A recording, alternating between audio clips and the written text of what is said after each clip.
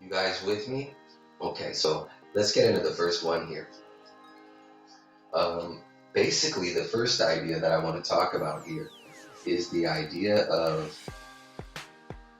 a tie down.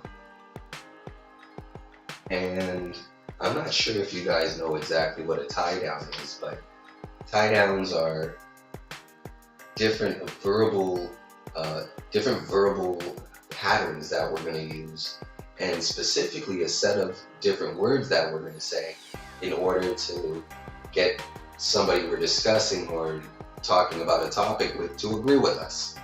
And a tie down, for example, would be, and I'll give you a great example.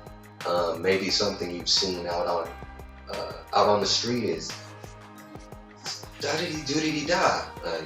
I don't want to say da dee dee doo dee da. Let's get specific. That girl has a beautiful dress, doesn't she? This is a great way to spend the day, isn't it?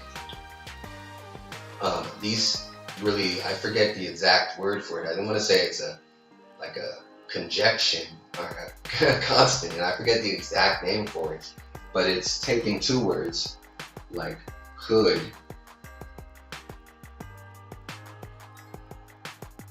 and not, and bringing that together, right? It could have been either at 4 o'clock or 5 o'clock, couldn't it? That's an example. Or here's another one. Is and not.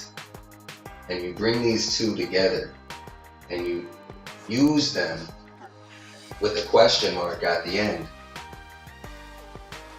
to tie down the topic.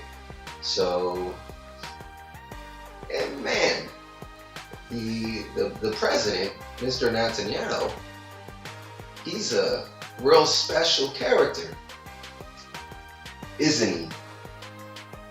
And you're referring to somebody, right? That's the idea of a tie down, and there's could, is, should, would, and a lot of different ones. But the idea is simple here.